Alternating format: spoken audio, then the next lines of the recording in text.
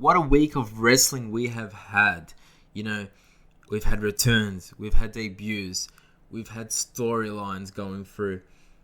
Welcome everyone, I am ASVP, this is the ASV experience. And we got NXT reviews, Raw reviews, we got AEW review, we got some, WWE Untold stuff to talk about. But first, we're going to go off the Raw review. Now, starting off Raw, just like last week, we had the VIP lounge. And, this week we had the women's competitors. And it was actually alright, Asuka, she was doing a, crazy talking and all that, which was pretty cool. Both her and, Shayna Baszler, they take out Nia. It was pretty cool to see. After that, we had a gauntlet match for the free spot in Money in the Bank ladder match due to Apollo Crews getting injured, which is still a kayfabe injury. Starting it off, we had the almighty Bobby Lashley taking on Titus O'Neil, and Lashley right away wins. Tozawa comes out again, quick win. He's looking easy. He's looking powerful, and all that. Shelton Benjamin come in. They have a few exchanges. Shelton looked great, and he should be given more of an opportunity. But the Almighty takes him out again. Then comes Humberto Carrera. He comes out. They have a good match. Though Bobby gets a bit carried away during the match. Pushes the referee off. Gets disqualified because he pushed the referee off. So he goes out because of him having a hot head. That may lead to is Lana the one that tells him to calm down so he doesn't keep getting disqualified in matches. Then comes Angel Garza. They have a little bit of a rival, him and Carrera. They're cousins, and Carrera actually defeats him. Austin Theory comes out, also he defeats him. Then the return of AJ Styles comes out, and it was a good back and forth. AJ gets the win, and straight away he cuts a promo after that. He even says it. He says how he was buried alive, but he didn't die from it. He didn't do, and nothing happened to him. He still came back. No one won or lost the match because that's not what they do in those type of matches. It was a good promo. I really liked it. Then Seth comes out, does his own little promo, and actually this is a good version of Seth. It's not one of that. It's not like that whining heel that he usually is, which I really liked. Then the team of Shane Thorne and Brendan Vick take on Ricochet and Alexandra, and Vick and Thorne get the win. Now, I like that Thorne and Brendan Vick got the win, though I did not like it was on Ricochet and Alexandra, because Ricochet and Alexandra, they deserve to be getting pushed for the titles. But we'll see what's going to happen with them. They'll probably have a Money in the Bank match. Then we had Street Profits taking on the Viking Raiders. Decent match. I actually really liked it. Everyone, they had a few high spots this start. Viking Raiders get the win, which they deserve. Then Charlotte Flair, comes out, but she gets interrupted by Liv Morgan. And I actually like this approach because, we've seen Liv Morgan, battling, her former teammate, Ruby Riott, which was pretty good. Flair gets the win out of Liv Morgan and Charlotte, which was pretty cool. Though I want to see Liv getting pushed more. Maybe, this was, she lost to a champion, but, throughout some weeks, they build her up. They actually get some momentum going for her. Then she comes back and she can beat Flair. Then we had the main event, Drew versus, Buddy Murphy. Not that crash hot, a lot of people would have thought, this would have been a big match with high spots, but not really. Drew gets the win, though. Seth comes out. They have a little bit of a battle. Seth goes away, then out of nowhere, makes his return and, curb stomps in and all that, which is pretty cool way to end Raw because, just to build their feud for Money in the Bank. Then we had NXT. And starting off, we had, the new Johnny Gargano taking on Dijakovic, which was made last week. Johnny wins. It was a decent match. Johnny needed the win. And, it just makes him look like Coward Hill at the end of it. Then we had an interim, Cruiserweight Championship match. Keep going. Akira Tozawa versus Jack Gallagher. And Tozawa wins, and Tozawa's, 2 up. Which I really liked as well. These matches, they're not that long, though they are a good, quick burst of, entertainment, which is pretty cool. Then we had Xia Li taking on Chelsea Green. And, Aaliyah comes out, interferes, Chelsea Green gets the win. And, that was pretty cool, just to see someone else new that you don't predict always. Then we had the debut of Karen Cross with Scarlett. And Scarlett, she's precious. Dead set. Like, she's phenomenal how she works the camera and all that. And, Cross, he just looked like a badass.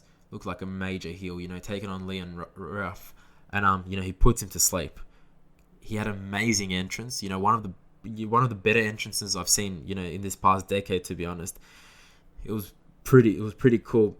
Though, it's sad to see, he made his debut with an empty arena, though, people would have still been popping out there.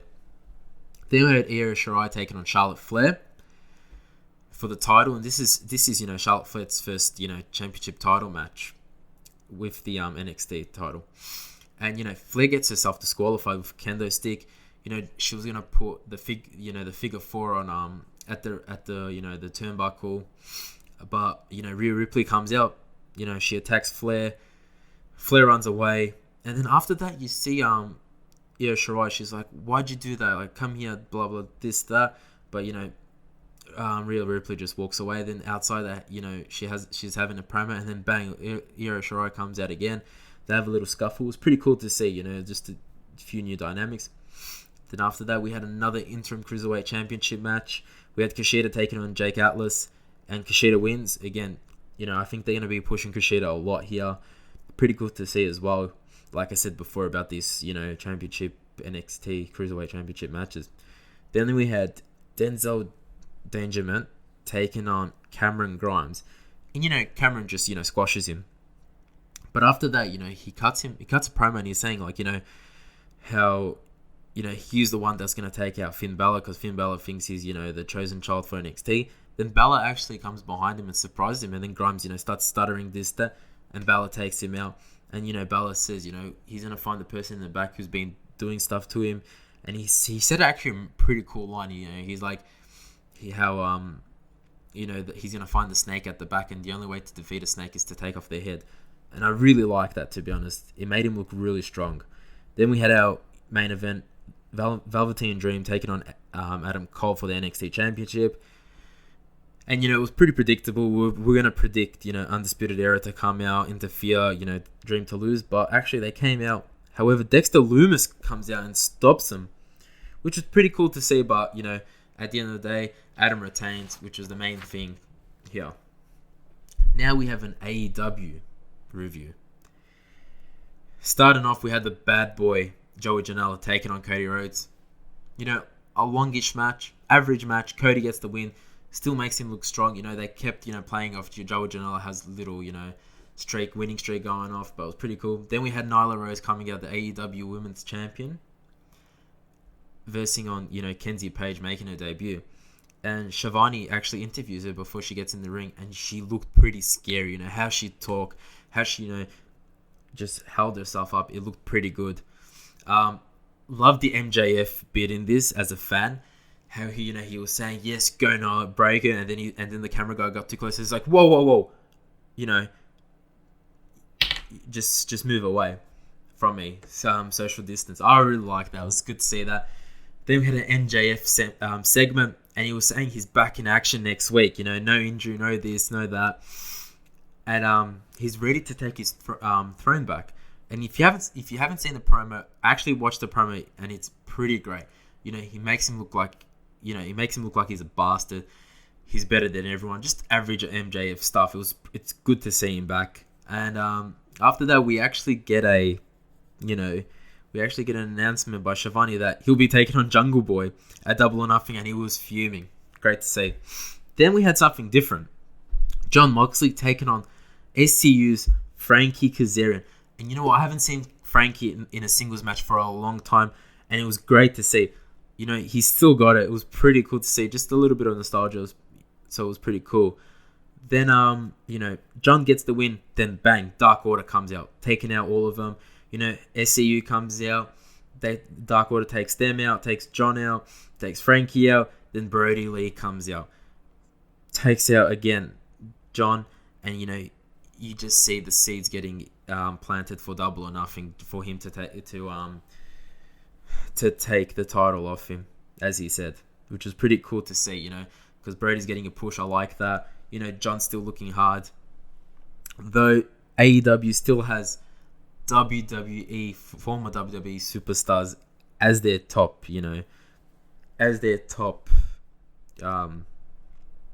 faces and heels in the company. Then we had one half of the Natural Nightmares, QT Marshall, taking on Lance Archer, and Jake the Snake Roberts is on ringside with him. And, like I said, like always, Lance, he's literally one of the best big mans right now, can do anything he wants. Crazy fight. Lance gets the win, which was, expected. Pretty good to see. Then we had our main event. It's a street fight.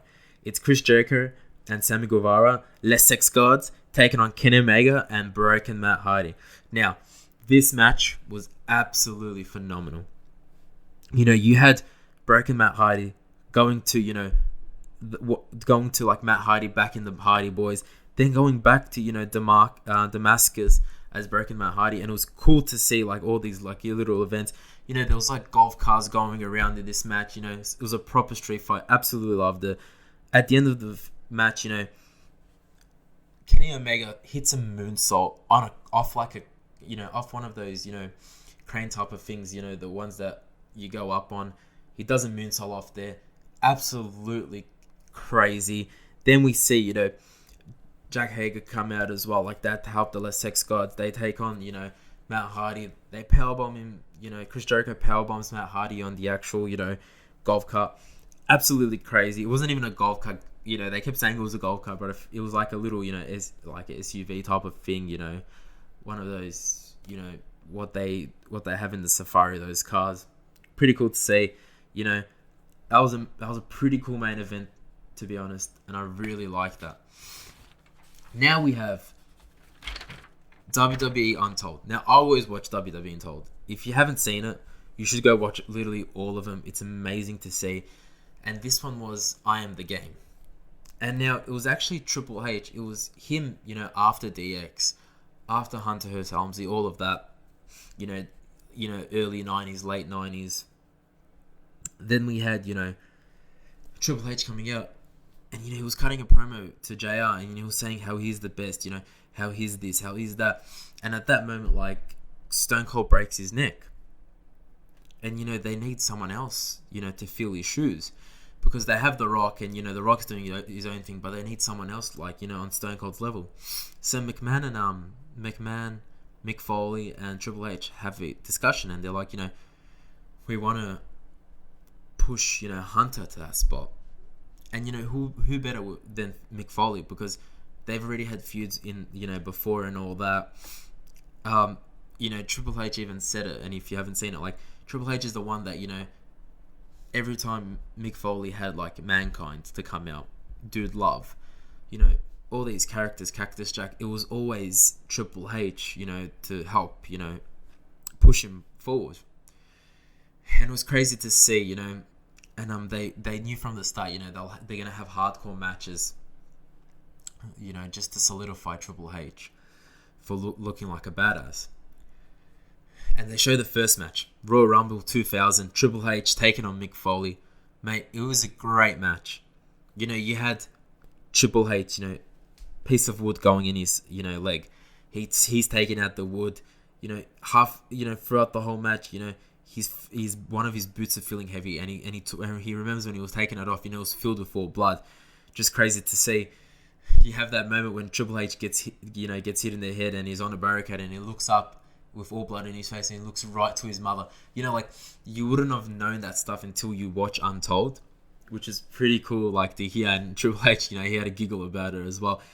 And at the end of the match, if you haven't even seen this match, you should go watch it. But at the end of the match, Triple H pedigrees, Mick Foley. 1-2, Mick kicks out. And, they're like, what can we do, to end the match? And McMahon said from the start, he goes, whatever you guys do, no thumbnails. So you know what Mick does? He gets our thumbnails. He puts it all on the floor. And, he wants to do a spot to end it. And the spot was, at the end, Triple H goes for another pedigree. And if you look at Triple H's pedigrees, then, he holds both of your arms and he doesn't let go. You literally go face first. And Mick was saying, he had one eye open and he goes, hopefully I don't, get a thumbtack in my eye. But then he was like, but if I do, what a pop that's going to be. It's just such a Mick Foley thing to say. Absolutely loved it. Triple H gets that win. Pretty cool to see. And then the next match was, Hell in a Cell 2000. It was Triple H taking on Mick Foley. And it was at No Way Out. And they were just saying, it's in a Hell in a Cell. That's how that's how you make the matches, the ones that just can't be held in a ring. It has to be in a cage. That's how big they are. And, you can just see the mentality, like back then, they had Hell in a Cell matches like one-off for these reasons. Not now where they have an actual pay-per-view, which I disagree with. But yeah, that was a hardcore match as well, That match was the one where you had Mick Foley going through the cell onto the floor, breaking the floor mat of the ring. Absolute crazy. And, that was a match for the championship versus career. Mick lose, so, his career was on the line, so, he's out. And however, after that, they kept building, and at WrestleMania, there was going to be a fatal four-way for Triple H's, title. And out of nowhere, Foley comes back, and it was pretty crazy to see. And, that's how they ended it with no more matches, just talking about how Triple H, you can just see how Triple H progresses throughout that year and how big of a star he actually becomes. And, at the end of this, and with their feud and all that, you actually had Triple H and, Stephanie. They really bonded during that time, and, they have their first kiss, and it was at the No Way Out Hell in the Cell, and that's when Triple H kisses her. And she goes, I don't know if that was for the character or if he meant that, but she, felt butterflies. And, Triple H and her always, got along and all this. And that's how, that's what started, their relationship. So, yeah, that was about it. That was all the review for this week. Thank you for listening. Please like the video. Subscribe to my channel for more. Thank you. Have a good one.